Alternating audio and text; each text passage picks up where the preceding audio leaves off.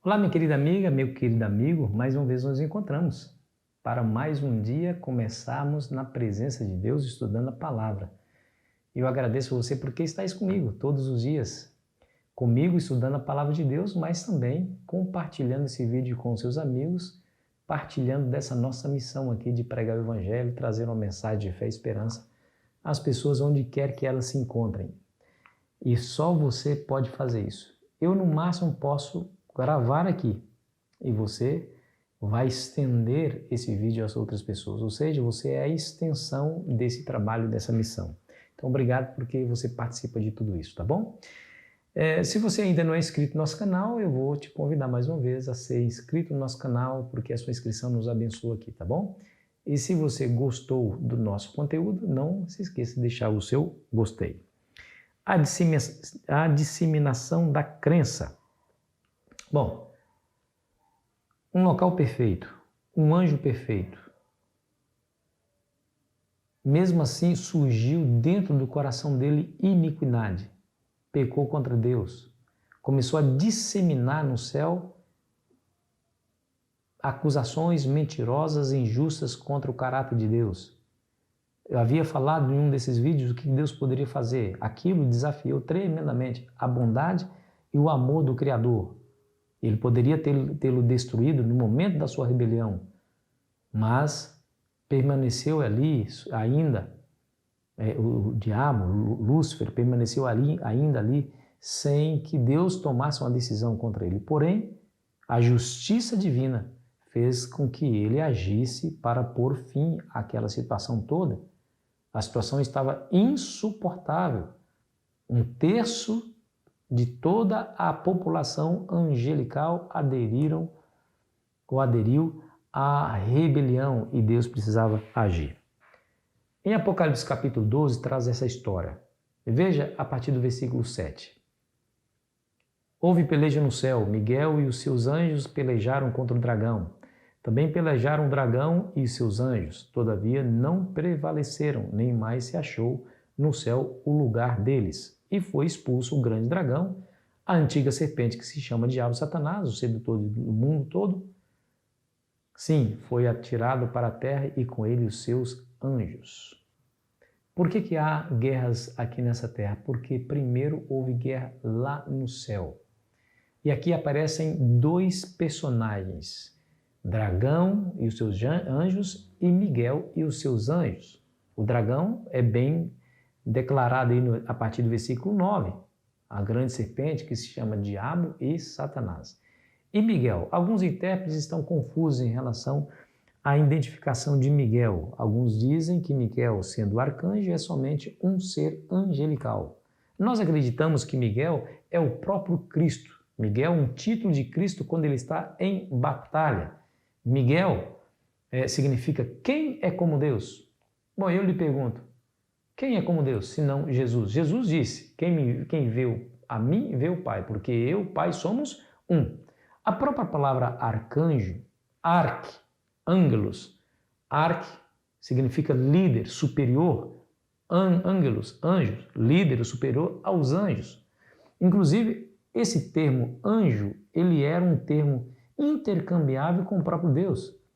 Você se lembra no capítulo 3 eu vou ler esse texto para você, no capítulo 3 de Êxodo, quando Deus apareceu para Moisés, está lembrado da história? Deus apareceu para Moisés numa sarça ardente. Moisés estava lá apacentando as suas ovelhas, lá no cume do monte Sinai, e Deus apareceu para ele ali.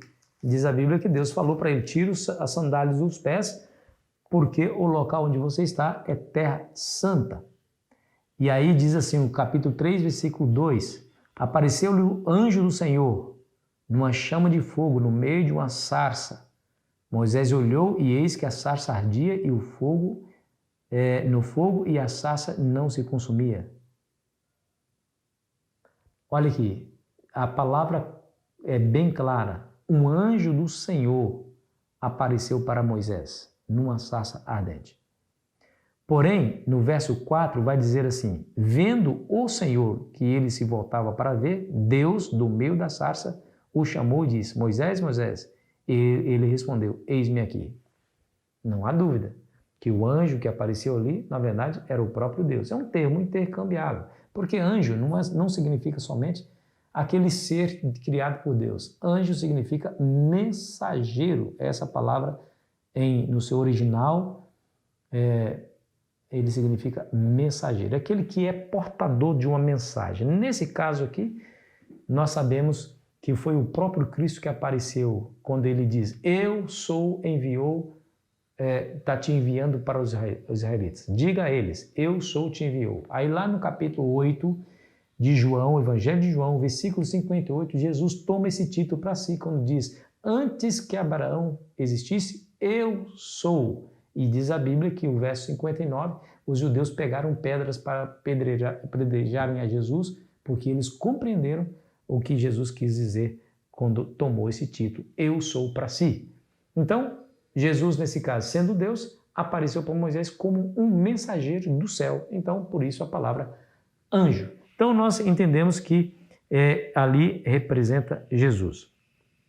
Tem outras evidências. Por exemplo, no livro de Daniel, por exemplo, no final de cada visão que Deus dá, sempre aparece o reino dos céus e o Filho de Deus. Por exemplo, no capítulo 2, a estátua de Nabucodonosor, ele estava olhando aquela estátua quando ele viu uma pedra cortada sem auxílio de mão e destruiu a estátua. E diz a Bíblia que a grande pedra encheu todo mundo. Aí o próprio Daniel dá a explicação para Nabucodonosor, dizendo que nos tempos desses reinos, Deus suscitará o seu reino, que jamais passará a outro reino. Está lá no capítulo 2, versículo 44 de Daniel. Mais tarde, Paulo vai aplicar essa simbologia ao próprio Cristo, porque eles bebiam da pedra espiritual e a pedra era Cristo. Está no capítulo 10 de 1 Coríntios. Então nós vemos aí que de fato é o próprio Cristo. No capítulo 7 ele é retratado como o Filho do Homem que vai até o ancião de dias. No capítulo 8 ele é o príncipe dos príncipes. No capítulo 12, versículo 1, ele é grande príncipe Miguel, que se levanta para defender o seu povo nos últimos dias. Então nós acreditamos que Miguel é Jesus, e esse título Miguel, quem é como Deus, a significação desse título, é o título que Jesus usa quando ele está em batalha.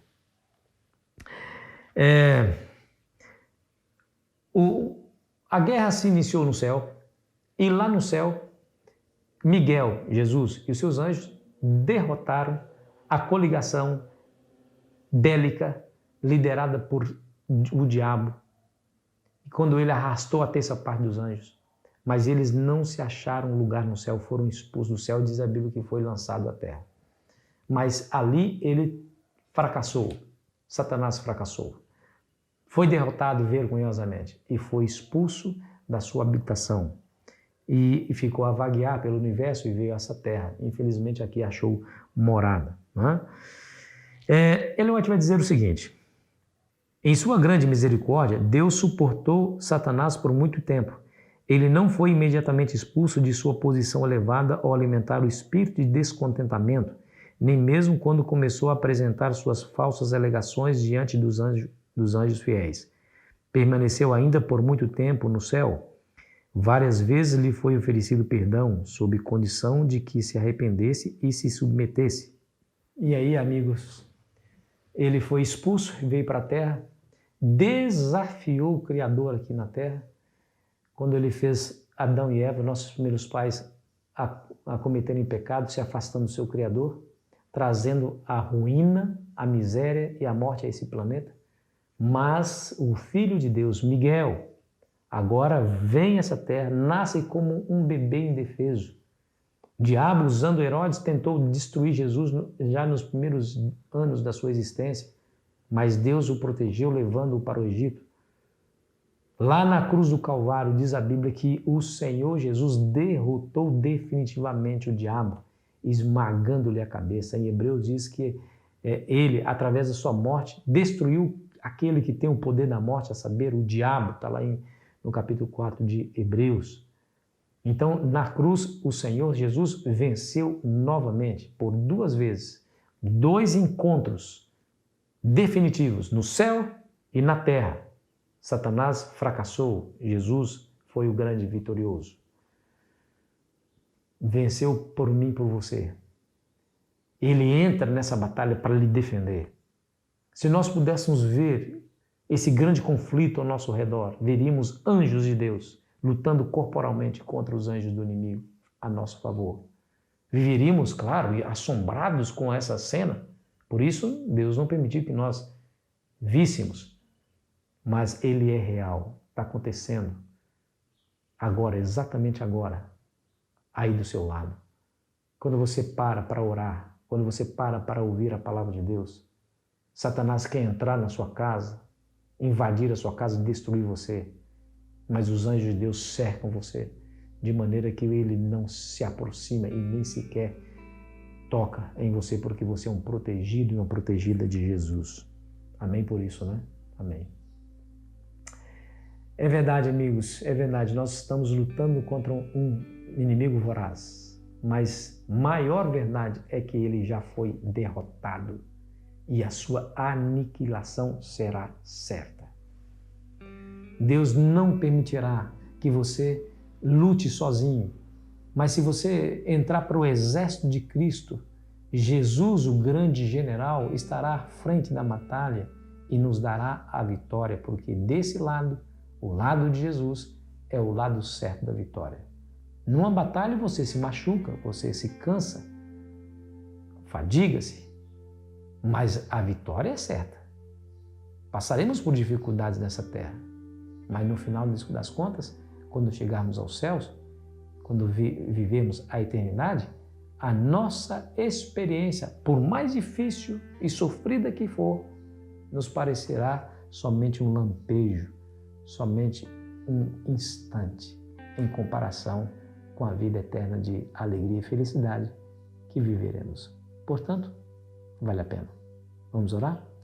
Senhor Jesus, obrigado por tudo, Senhor, pela revelação da Tua Palavra, por compreendermos que o mal existe e o Senhor não é responsável por ele, mas um ser celestial, angelical, usando o mal à sua liberdade, escolheu ser o que é e trazer maldade, tristeza e morte para esse mundo.